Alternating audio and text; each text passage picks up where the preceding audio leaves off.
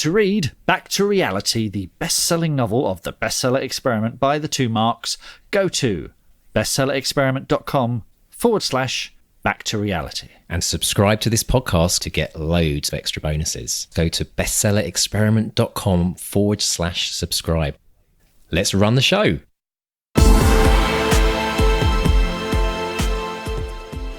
Hello and welcome to the Bestseller Experiment, where we continue to discover what makes a best-selling novel and inspire you to finish your book. I'm Mark Stay. I'm Mark DeVoe, and thank you to everyone who's joining us live in the live Bestseller Experiment studio as we go out live this month to all of our lovely listeners.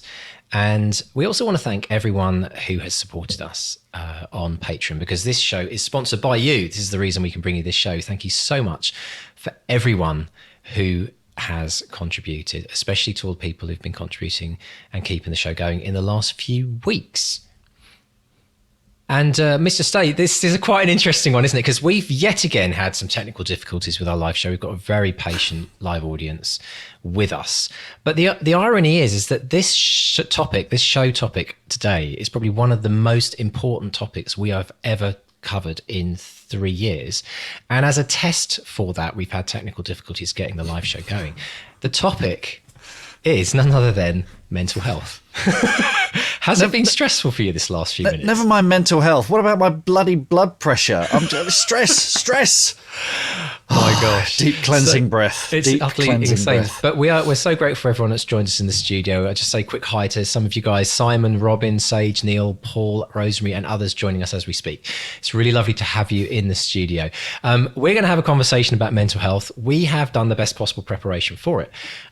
We've asked our BXP team, those are people that have joined Patreon and have come onto our private Facebook group. We've asked them for some of their questions, and we're going to go through some of those. But we're also inviting our live studio audience to join in the discussion.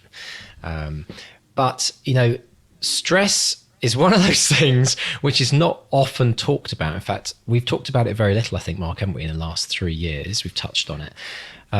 It comes up occasionally. I mean, I think, you know, if you're a writer and you're on social media, you'll see this a lot. You'll see a lot of anxiety, a lot of mental health issues, a lot of worries. I think by nature, writers are warriors. My first Twitter bio said writer and warrior, because I worry about stuff all the time. And I think it's one of these, it's symptomatic of being a writer, because you're constantly entertaining the what if. You're constantly thinking, you know, what's the worst that could happen? Oh, really? That's the worst that could happen. You know, we're imaginative people. So it's, you know, and also it's a lonely occupation. So, you know, headline topics today, I want to talk about loneliness. I want to talk about if writing makes you unhappy, about the kind of work and the work ethic that we have and support. We're going to talk about writing as therapy. But like I say, we've got some notes. We put the word out on the BXP group on Facebook, and we asked people. Julian Barr, who can't make it today because he's in Australia and the timings didn't quite work out, but Julian basically did all my prep for me. He's left about 5 questions, which is thanks, Julian. Really, really appreciate that. So shall we start with those? Jackie left a question as well, and S.E. Moorhead wrote a blog piece too, which I found absolutely fascinating, about whether writing makes us mad, or are we mad in the first place? So absolutely. One thing I was going to say, Mark, before we dive in, is when I started looking through all the topics that were coming up, I realized this is huge. This is more than just one show. So we're going to try and get through as many questions as we can today, but I promise you we will do another show around this, if not more. And obviously, if you want to ask in the studio audience anything that comes up as we talk, please do. But let's start with Jackie. Jackie said, do you think the very strong message in writers' forums, podcasts, writing, Twitter, etc., to write every day and do a minimum amount of words per day can actually be counterproductive and increase stress? I think that's a very, very interesting point. And I think this dives into something where you're seeing other people's successes, you're seeing other people's achievements, and you find yourself lacking. And if it's any consolation, we've all been there. We all feel like that. I can tell you from, I can tell you I've met #1 best-selling authors, and I know for a fact they see other number one best-selling authors and thinking, well, how come they've been number one for 3 weeks and I've only been number one for 2 weeks, you know? Yeah. So it absolutely affects us all. So I think this is, and particularly when you're starting out and this is all new to you and people are saying, write every day. And you're like, what? Every day? Hang on, I got to take kids to school. I've got an elderly mother who's ill. I've got a partner who's sick. I've got my own problems. I've got my own illnesses, you know. So I know certainly when we started the podcast, the write every day ethic was something we were very strong on. And thankfully, it's Sarah Pimborough who came in and said, that's absolute, you know, nonsense. You know, you're going to make yourself ill. As with all of these things, your own mileage will vary. But I think this is a big problem that we have. You know, we try and encourage people. We try and get people into good habits, because I think good habits are the key to becoming a good writer. Absolutely. Certainly when you're starting out as well, getting into the habit of writing. But if you're feeling the pressure that, you know, you need to be writing every day and it's completely incompatible with your lifestyle, that's fine. Yeah. That's okay. That's absolutely perfect. I think one of the crucial things here is what Mark was talking about earlier. It's about this competitive nature of, oh, so-and-so writes 3,000 words every day. I think the thing, we have to reframe this right in this moment now, because I realize I put my hand up right now and say, I struggle desperately with writing every day. And I know that people who are very successful with their books often do write every day, because there is that sense of habit that creates the word count that we need. But let's just reframe this in this moment. Writing every day is not about writing 5,000 words every day. I worked with a guy at Stanford University who talks about habits, and he said the way to create the best habit is, if you want someone to floss their teeth, don't get them to floss all their teeth every day as an initial habit. Challenge them to floss one tooth. So when we talk about what writing every day, if your writing every day is 10 words or 50 words, that doesn't have to be stressful, but it helps to create the habit. And I think the idea of writing every day, it shouldn't be creating stress. There should be a degree of pressure, because it makes us accountable and forces us to show up. But if stress is coming due to trying to do that, then it's probably about the word count more than the writing every day.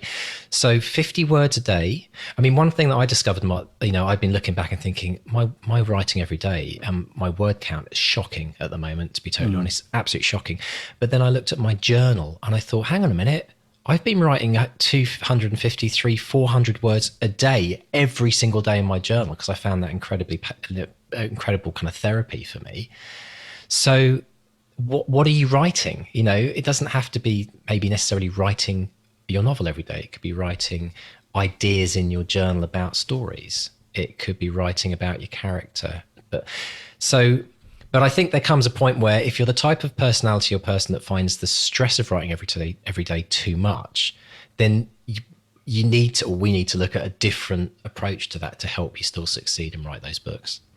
I think a key here is, does it bring you joy?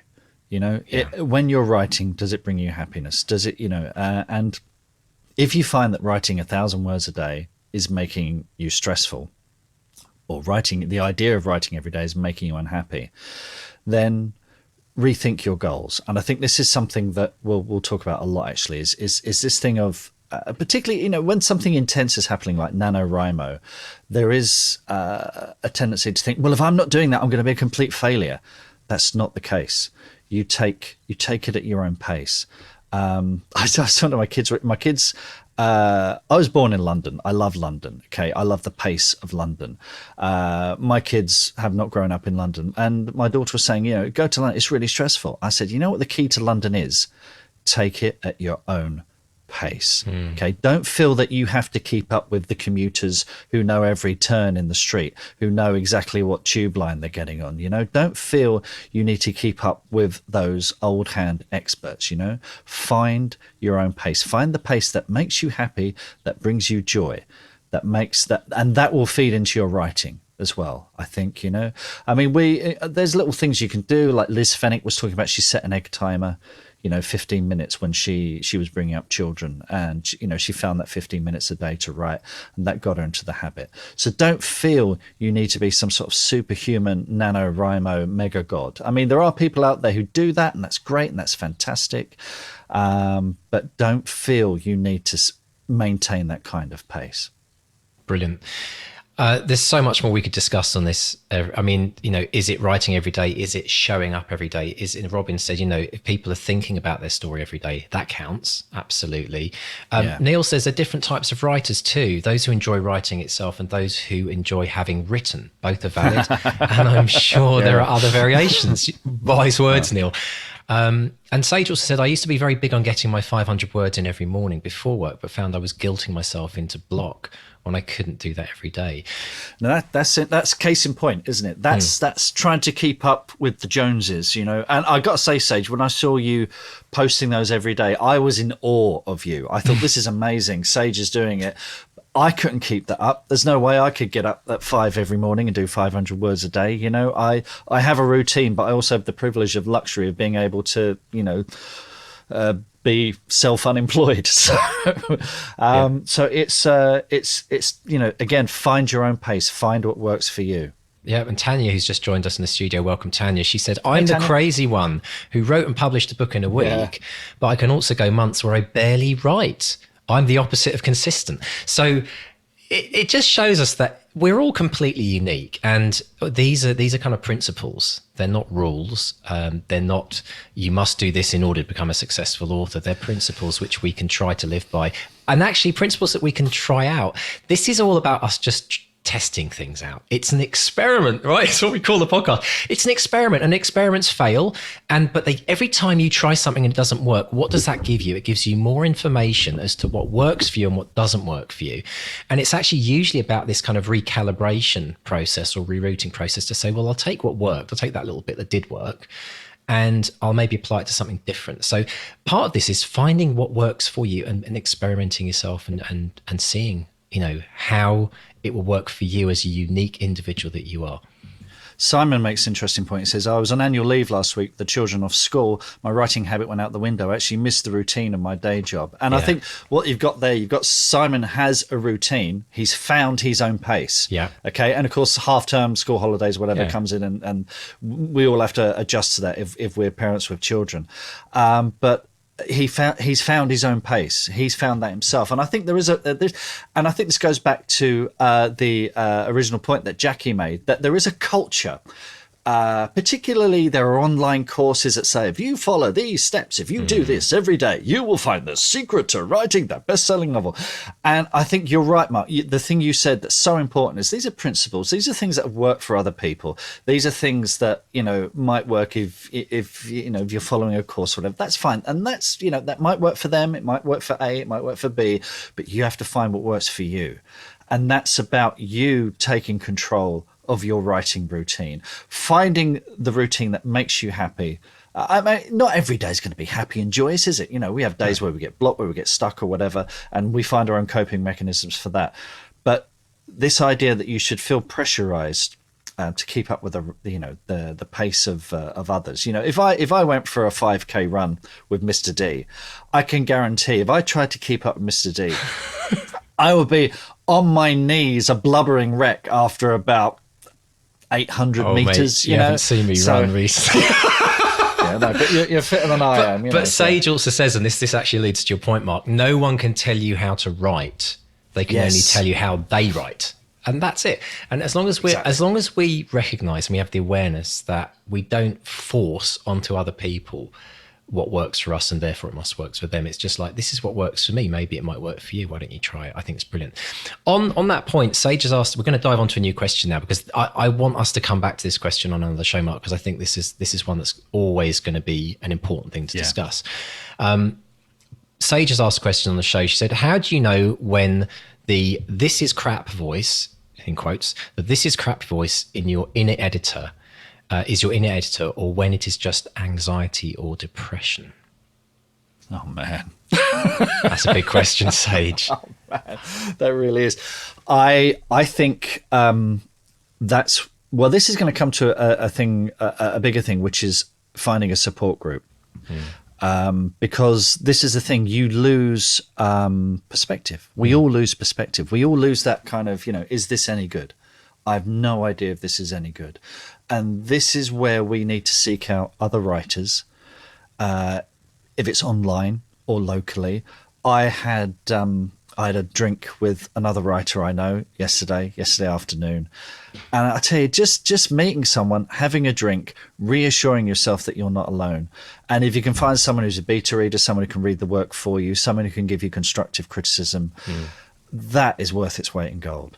So I think it's not up to you to make that decision necessarily, just get it down, get it written, and you will develop those critical faculties over time.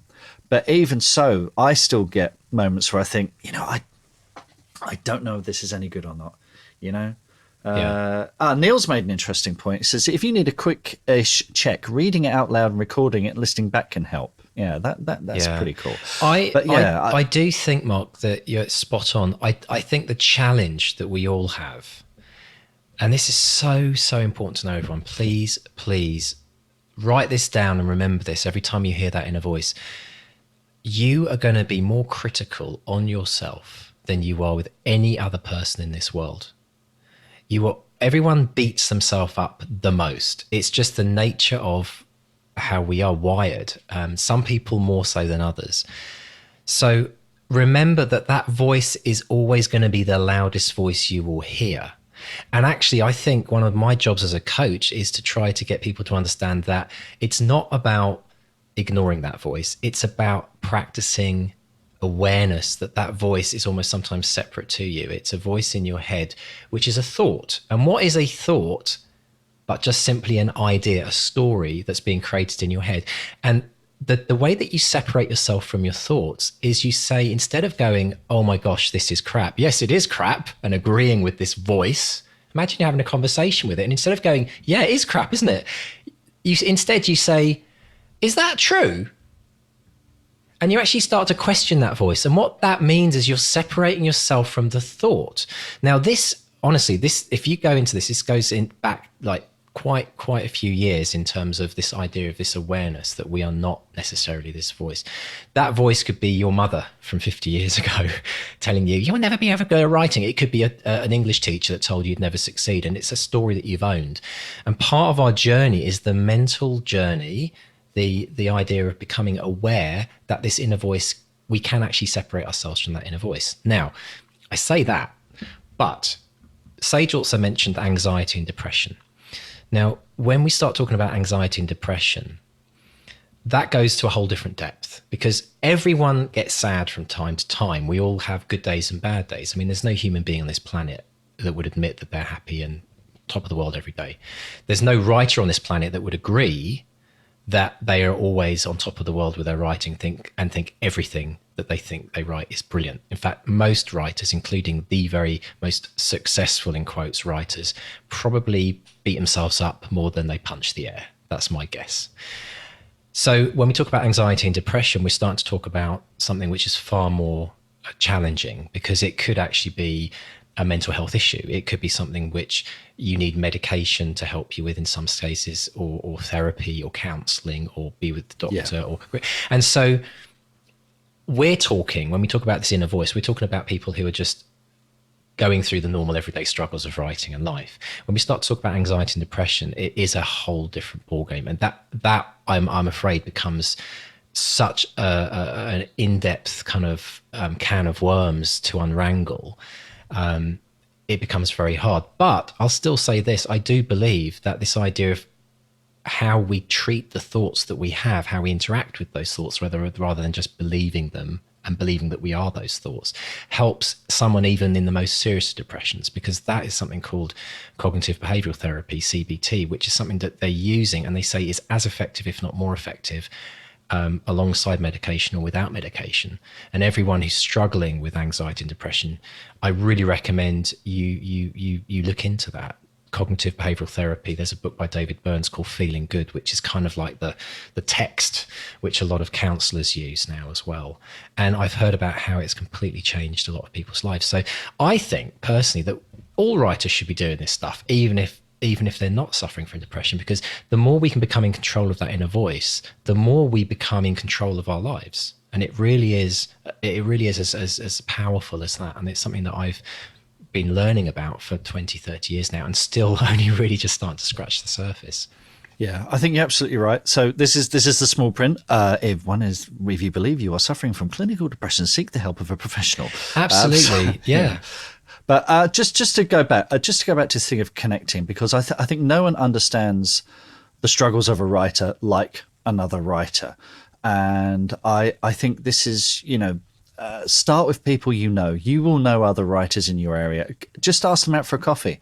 Just offer to meet up with them. And I've done this with several writers where I live. And it's terrific because, you just share those anxieties, those worries that you have. And it's, you start by being kind to each other. And that helps you be kind to yourself. It means you don't feel guilty for days where it's just not working. That's where it all starts. And I will say, first step is just find, a writer that locally, and just ask them out for a coffee or a beer if that's your thing, and just chat about where you are in your career, what you're working on at the moment, the struggles that you're having. I think if you're open about the struggles that you're they will open up too, and you'll be astonished at the exchange. It's a symbiotic relationship. Big word, but it's this idea that I guarantee every single person you speak to as a writer will share at least one thing that they're struggling with as well, and suddenly you're both supporting each other. Sage says, I actually run a writers group locally, but I don't really know what I'm doing. That's not true, Sage. Don't give me that. Does anyone really know what they're doing? Do we really know what we're doing, Mark? I mean, really, honestly. I wonder though. Well, exactly. I wonder though, if Sage is running the group, I bet everyone is looking to her as the guru. And I wonder, Sage, if you should just say, hey, I'm just like you guys, it's totally. That's brilliant. Yeah, I love it. Yeah. Do you know, the first stage to admitting that actually we all really know very little is probably one of the best things we can all do. It's like, there's too many gurus out in this world that think they're trying to sell the secrets to the universe. And, you look at their lives, and their lives are often more broken than most people's, right? So go figure. Let's dive into the next question, because Julian Bars couldn't be here on the show today, but he's put forward some really interesting questions. One that really jumped out for me. How useful is the concept of balance? Because the pursuit of balance can often become a source of anxiety in itself, as it assigns all aspects of life equal weight. What do you think of that, Mark, about balance and how you balance your life with your writing?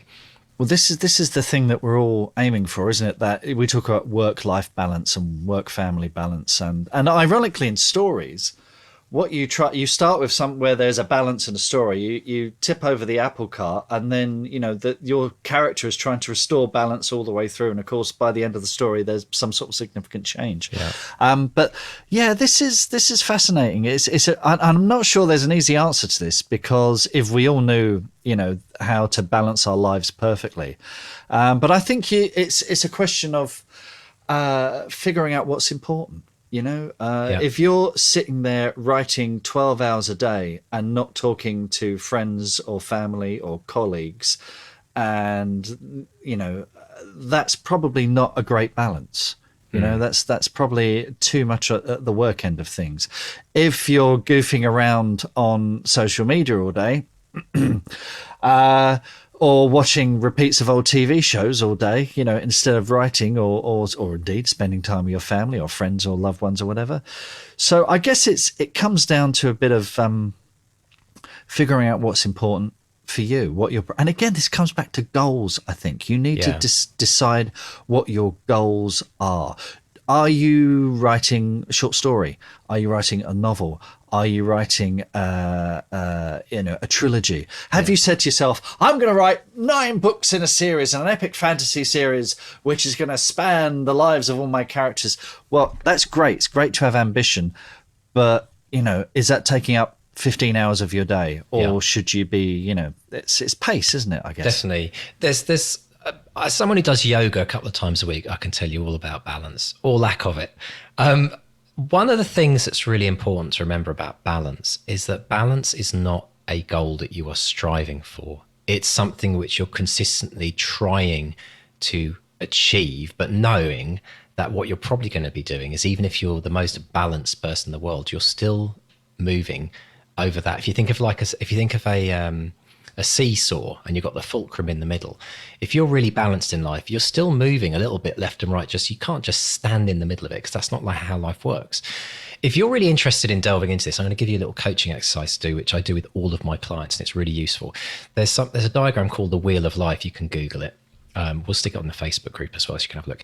And it actually asks you to rate from 0 to 10 all of these aspects of your life. They are, and write these down if you want: money, career, friends/family, personal growth, fun/recreation, physical environment, romance/significant other, and health.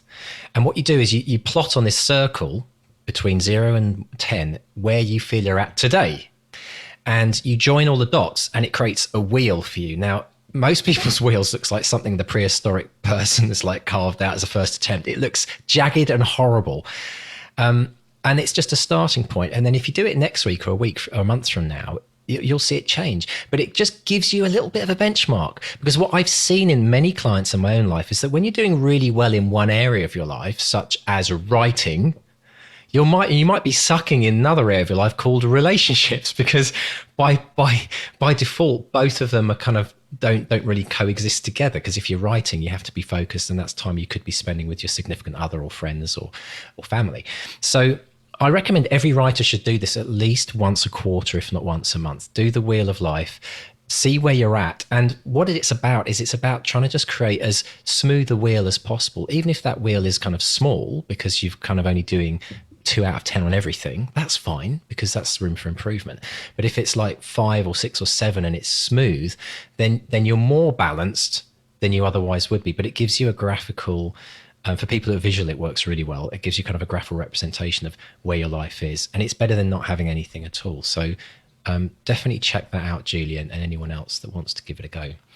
I spent some time last night with a ancient philosopher, a Herne Bay taxi driver, who was telling me that he gave a lift to someone the other day who was thinking exactly this about her son, and her son works in banking, and he's loaded, absolutely loaded. She said, but he's a right miserable sod. So Exactly. his balance is out of whack. So. Yeah, and that's actually very, very common for people that work hard, are exceptionally wealthy, but then other areas of their life are lacking. And we all know that money doesn't. If you're writing to become a millionaire, that's completely the wrong reason for doing it. Because if you hit that goal, you might have lost all your friends. You might be very rich, but you might not have anyone to enjoy that success with. So, well, I've gone through this. I've gone through this myself, because I was being made a millionaire. I wish. I was made redundant at the end of last year, and money is a big stress for me now. But my wife has said, "You've never been happier." So Right. I'm the very definition of skint but happy. Skint happy. Brilliant stuff. So let's dive into another question. S.E. Moorhead could be with us on the show, but sent us a question in advance. Said, she's a mental health warrior. I've never heard that term before. I quite like that. An MH warrior.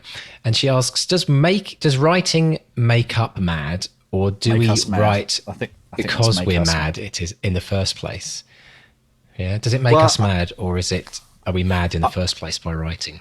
Well, there's a few things. First, we've got to be careful using the word mad, because, a very pejorative term. I know it's used, in a jocular way here, but we need to get away from labeling people like that. And I think I don't have much truck with this idea of the tortured writer, the tortured genius. If you want to be a genius, you have to be completely insane, because that kind of encourages that behavior. How many writers wanted to be Hemingway and became complete drunks as a result? So I think, I see it as a job now. You know, for me, it's a job. I had a task today. I've been working on a pitch for a thing, sent it off to get some feedback today, got some notes back.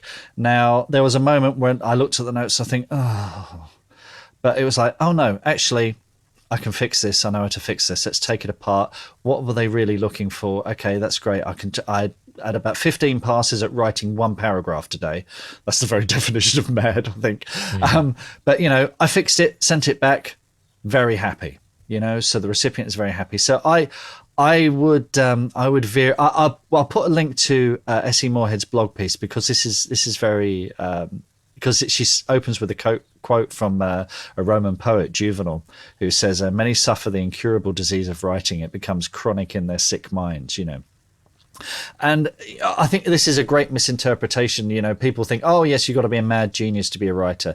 You don't. I just think you become more aware of the anxieties in the world, of the problems in the world, because we are, by the fact that we are sympathetic, we are empathetic, we put ourselves in the boots of villains, of bad people who are doing terrible things, you know, and writing can be a cathartic process where we, you know, exercise those demons, and we look into the abyss all the time. Yeah. So that has to have an effect on us. But I think in terms of the process, I don't think the process should make us mad. I don't think, you know, or cause us, you know, give us issues like that. Yeah. Sage says, you know, there's not one single person on the planet who doesn't have some sort of issue. And I think Sage is absolutely right, you know, and that feeds into writing, as she says. And Neil says that he says, I think writers are just more articulate when they do have difficulties. So people know when they are struggling. I know quite a few non-writers who struggle just as much.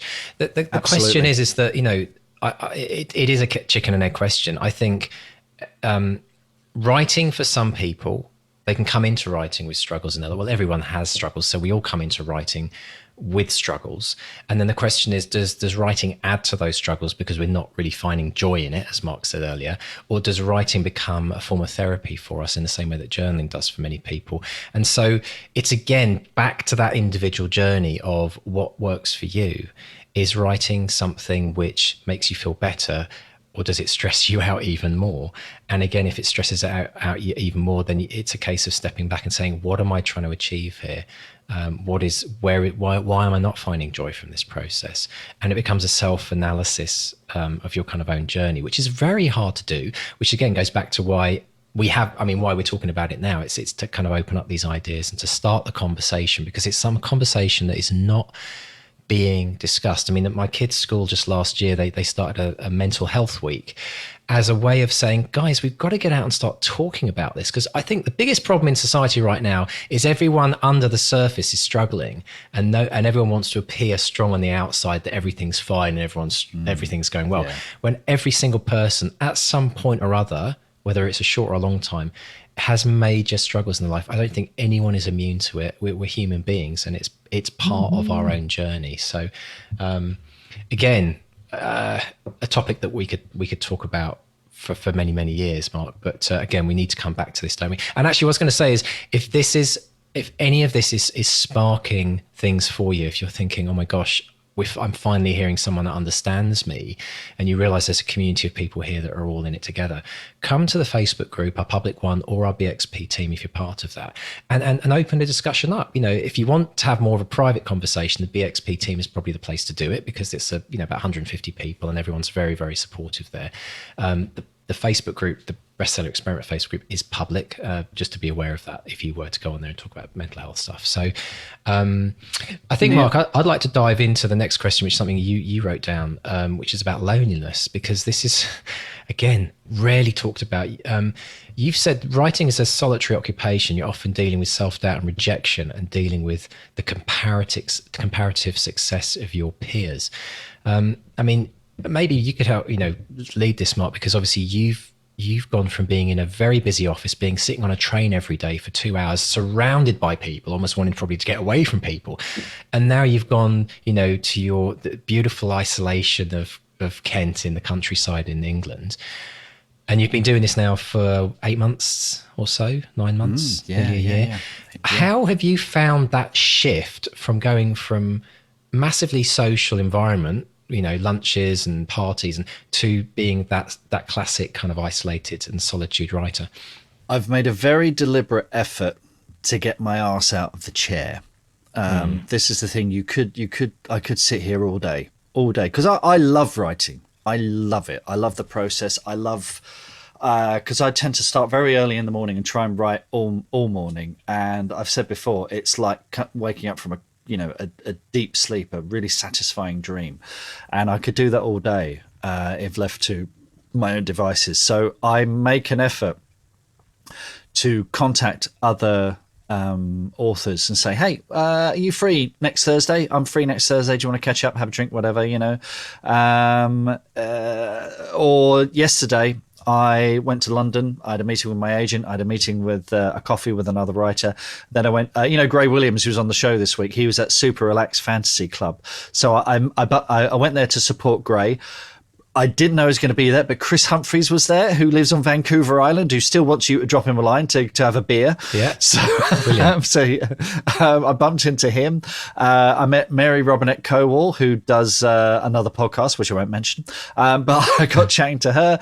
I met Anna Stevens, who was on the podcast. So yesterday was great. I got to meet all sorts of other writers. I'm going to WorldCon Friday, Saturday, Sunday in Dublin. I'm meeting. So I have made a very deliberate effort, because I know I would just sit at home and, become this weird kind of hermit. Yeah. So it goes back to what I was saying earlier about, you create your own support group. And that's, if you're a shy, retiring person, that can be really tough. That can be really, am I hassling them? I mean, all I can tell you from my own point of view, hearing from other authors, getting an email from another author saying, hey, Mark, how you doing? Do you want to chat? Do you want a phone call? I'm like, oh, yeah, great. Yeah, let's have a chat. Let's bitch about publishing. Let's, let's complain about this and that. It's really therapeutic, really, really therapeutic. So Tiny says, after Edinburgh, I'd definitely like to do more conferences going forward. Being around authors is completely inspiring. Now, my aunt is a great example of this, Marion Dante. She does so many conferences and she does Women's Institute talks and things like that. And I know Marion, she lives on her own. She's, she used to be a nun. She used to be, lead a very solitary experience. And nothing gives a greater pleasure than going to a conference meet. And she has that confidence. She has that kind of thing where she'll just go up to someone, hello, I'm Marion. Who are you? She'll start that conversation. My son can do that. I'm completely envious of anyone who can do it. I can't always do that.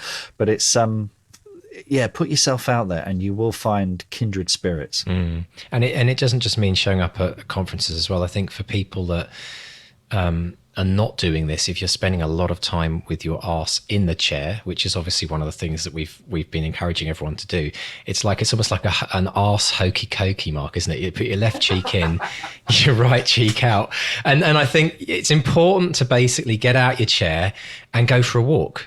If you've get a dog, if you're not, because also that can be a social environment. I think anything which counters the isolation, it's going out for a walk, even if it's just walking past people and wishing them a good day. It's important to see. And I think, I see this on such a huge level with teens and computer games. Like, teens are withdrawing into their rooms. Everyone's going to be going, oh yeah, my God. They're withdrawing into their rooms and they're all communicating through devices and headsets. He says online, doing a live podcast, but we'll ignore that for the time being. But teens actually are isolating themselves because they're communicating through screens. And there is a link between deep teen depression, which we're seeing, and the fact that they're not actually getting together and meeting each other anymore. And we all know that we feel better when we've been in a social environment. Doesn't matter if it's just going for a walk, going to a party, anything, going to a yoga class. In my case, we don't talk in the yoga class, but just being around other people, I leave feeling that I've had that kind of connection and shared energy in a space with others. So it's as much about making sure that you remove yourself from the chair, at given times, just so that you don't find that adds to the problem. Yeah, Robin says, I have one other writing friend who is local. And that's the thing. I'm lucky enough to live in an area that is teeming with writers. But I can tell you, I had a couple of colleagues at Orion who I worked with for years and years and years. And only after knowing them for years, after talking about my writing, a couple of them said, "Oh yeah, I'm writing a book." What? I've worked with you for, and So you never many told me. people are writing a book that Yeah. they don't tell anyone. I know. Exactly. And I think Yeah. if they just opened up to me, I would happily sit them down and say, "Oh, fantastic. Tell me, what problems are you having? Can I help you with that? Do you want me to read something?" So I think there's, Robin, you might think you're you've only got one writing friend locally, but I bet there are more out there, and they're at libraries, they're at book readings, they might be at book groups, it's hunt them down, get a big net, catch a writer net and hunt them down.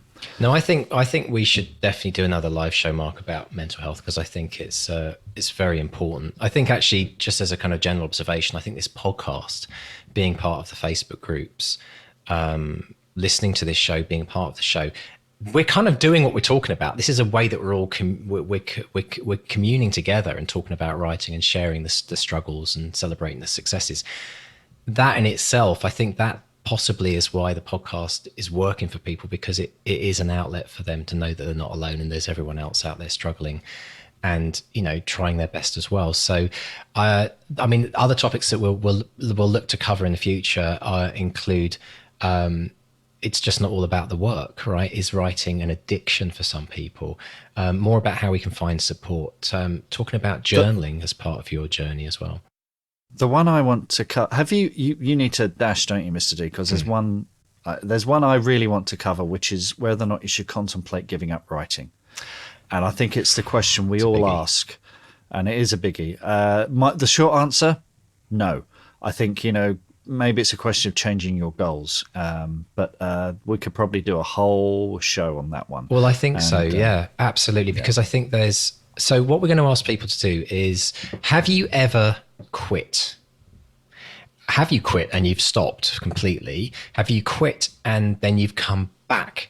Come to our Facebook group and tell us about your journey, because we'd like to use some real life case studies of our listeners as to what happened. Because when we hear your story, we can use your story to inspire others, or to at least share others who are going through the similar struggles. So tell us your journey about writing. Maybe you started writing again because of the podcast. To come to the Facebook, tell us, and then we will take all of your topics and we will put together a show based around that, because I think you're right, Mark, that is worth an entire show. So if you're interested in hearing more about that, please get over to Patreon and subscribe to this podcast. Come to the next live show that we'll be doing in September, around middle of the month in September. We'll post information on that. Yeah, we're getting loads of replies on that. So, and I know Julian left us a very, very long reply that sort of almost contradicts what I just said, but is, as is always the case with Julian, very well thought through. Yeah, that's a very big topic and too much to sort of rush in at the end of the show. It needs to have its own. It has to have its own stage, that one. So yeah, definitely. So thank you to everybody who joined us today, for being so patient with us through the stress and anxiety of getting this show out today. But it happened. We stuck with it. That's what it's all about, folks. Never giving up, getting to the end. And thank you to everyone in the studio audience today that's been joining us, for all those that managed to share their thoughts, of being brave enough and courageous enough to share their thoughts. Because something I learned recently is that a lot of people, when they're struggling, they think it's a weakness to ask for help. Actually, it's not a weakness. It's an incredible strength and incredibly courageous. So I want to leave this with everyone listening today. And that is, if you are struggling with anything in your life, writing or otherwise, know that it is courageous and strong to go and ask for help. It's not a sign of weakness. Do not suffer alone. Do not suffer another day without talking to someone and letting out some of the struggles that you've got and sharing the difficulties that you experience in life. And my only wish is, with Mark, is that you will find joy and happiness. And if you are in a really difficult situation, if you're feeling depressed or anxious, it will not go on forever. Have hope that maybe through writing you can find your joy and you can find happiness, even if just the process of writing is the thing that helps. It doesn't have to be about a bestseller necessarily. Just write if it helps you. So what wonderful words. You should be some sort of life coach or something. Don't know about that, mate. I won't quit the day job. But thank you, Mark, as well, for being so honest in your journeys as well. I mean, in some ways, you are an avatar for so many of us. You know, you're kind of living it. The experiment goes a bit too far and you quit your job and start doing it full time. But, you know, well, it's really inspiring to hear your story as well. And the fact that you're so open about everything as well, I think people really, really appreciate. So thank you. Well, I know that being open is its own reward. You know, you get feedback from people, you get help from people. Yeah. Like, that's just what I've... You're an example of exactly what I'm talking about, that you're willing to share your story and it actually helps everyone as a result, as well as yourself. So I think it's brilliant. So thank you, Mark. And please join us on Facebook, Twitter, Instagram, Pinterest. If you'd like to help support this podcast, if you feel inspired by this podcast today, please come and support us. Please sign up to Patreon and come to bestsellerexperiment.com/support and join and get all the goodies that we offer, especially the over 60 episodes now of deep dives where we go really deep on very specific topics. Good stuff. Right. Thank you, folks. And thank you very much.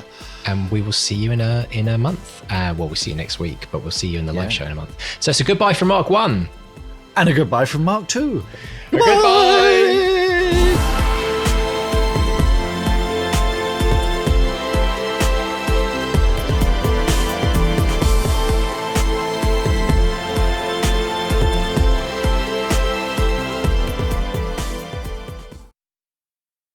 5, 6, 7, 8.